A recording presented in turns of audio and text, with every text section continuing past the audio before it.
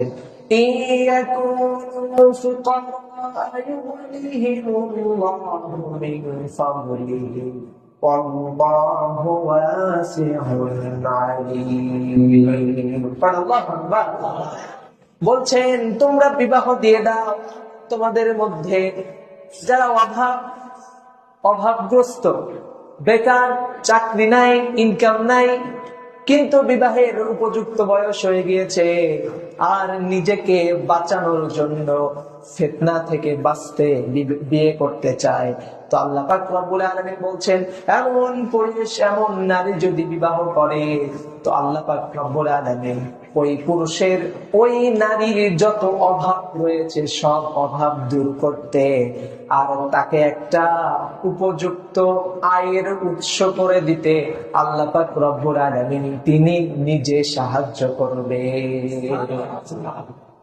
আল্লাহ যদি আপনাকে সাহায্য করে, পৃথিবীতে আর কার সাহায্য লাগবে? আপনার লাগবে?